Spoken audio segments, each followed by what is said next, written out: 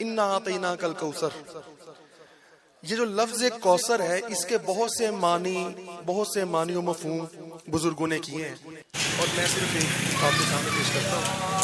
اس کا مطلب ہے خیر کثیر، بہت زیادہ خیر اور بھلائی۔ انا بے شک ہم نے، آتینا ہم نے آپ کو عطا کیا، کل کوثر آپ کو کوثر عطا کی، آپ کو خیر کثیر عطا فرمایا ہے۔ اب خیر کثیر ہے کیا، بھلائی ہے کیا، اس کے بہت سارے مفہوم اور معنی ہیں۔ میں نے عرض کی میں صرف ایک پیش کر رہا ہوں۔ اب جب فرمایا نا کہ ہم نے آپ کو خیر کثیر عطا کیا، تو سیدہ پاک کی ولادت باسعادت ہے، سیدہ پاک کی ولادت باسعادت ہے۔ اب عام طور پر لوگ بیٹے کو زیادہ اہمیت دیتے ہیں اور بیٹیوں کو کم، یہ تھوڑی سی جاہلیت ہے یہ بات۔ اب جب سیدہ پاک کی ولادت باسعادت ہوئی تو بزرگ فرماتے ہیں کہ یہ جو خیر کثیر ہے نا، کثرت کے ساتھ بھلائی، اس سے مراد ہی سیدہ فاطمہ الزہرا۔ اچھا، اب اس کا ایک پہلو ہم کیا بیان کرتے ہیں کہ اے حبیب آپ کے دشمن تو بے نام و نشان اور بے نسل ہو، اور حضور کی نسل پاک چلے گی قیامت تک، ٹھیک ہے۔ اچھا، اگر کوئی ایسی نسلیں اور قبیلے چلتے بھی آ رہے ہوں تو ان کو اپنے شجرے یاد نہیں ہوتے، اور لازمی بھی نہیں کہ لوگوں کو پتا ہو کہ یار یہ فلاں قبیلے کا بندہ ہے یا فلاں نسل کا بندہ ہے۔ اور جہاں سید ہو اس کا کس کو نہیں پتا ہوتا کہ سید سے مراد کیا ہے، کس کی نسل ہے۔ تیری نسل پاک میں ہے، یہ وہ نسل چلتی آ رہی ہے، اور وہ ساری کائنات میں پوری روئے زمین پر جہاں بھی سید زادے آئے اور سید زادیاں آئیں، ان کا مرکز کون ہے؟ سیدہ پاک کی ذات، اور وہ سیدنا امام حسن اور سیدنا امام حسین پاک کی نسل پاک جو چلی، یہ وہ آ رہے ہیں۔ اب سیدہ پاک کی جو آگے نسل پاک چلی وہی حضور کی نسل ہے، ٹھیک ہے، وہ آل پاک رسول اللہ کی ہے نا۔ اب سیدہ پاک کی آل میں ہمارے دادا مرشد آتے ہیں، سید ولی محمد شاہ۔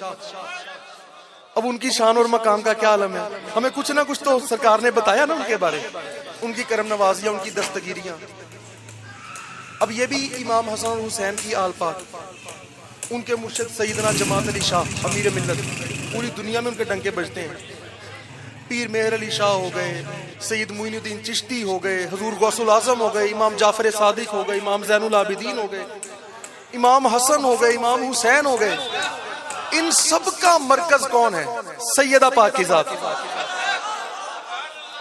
اندازہ کریں، اے حبیب ہم نے آپ کو خیر کثیر عطا فرمایا، آپ کی نسل میں ایک ایک فرد ایسا ہوگا جس کی مثال نہیں دنیا میں ملے گی، نسل کا ایک ایک فرد ایسا ہوگا۔ حضور چادر سرکار کی کوئی مثال ہے؟ ہر زمانے میں جو ولی آیا اس کی مثال کوئی نہیں ملی، اور سیدوں کی تو پھر کیا بات، جو بڑے بڑے فیض کے سرچشمے پھوٹے، جو ظاہری طور پر غیر سید ہیں، بڑے بڑے اولیاء، جب ہم شجرے دیکھتے ہیں تو ان کے بھی مرشد کہیں نہ کہیں سید زیادہ ہی کوئی نہ کوئی بیٹھا ہوتا ہے۔ تو وہ آخر کار جا کے پوری روئے زمین سے پوری دنیا فیض یاب ہوئی حضور غوث الاعظم سے، اور حضور غوث الاعظم حسنی بھی ہیں اور حسینی بھی ہیں، ساروں کا شجرہ جا کے جڑتا وہی ہے۔ اور امام حسن حسین کیسے تشریف لائے دنیا میں؟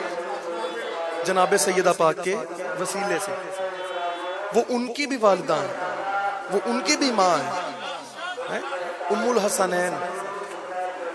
تو سوچیں کہ اس ایک پہلو کو ہی آپ لے لیں، اور قیامت تک جو اولیاء کرام آئیں گے، اور تابعین آئے، تبع تابعین آئے، فقراء کاملین آئے، تو سیدوں کی کیا کیا شانیں ہیں۔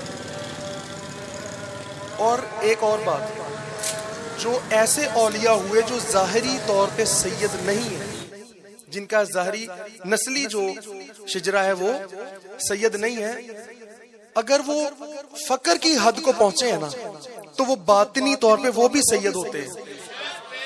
جو باطنی سید ہوا ہے وہی کامل فقیر ہوا ہے اللہ کا.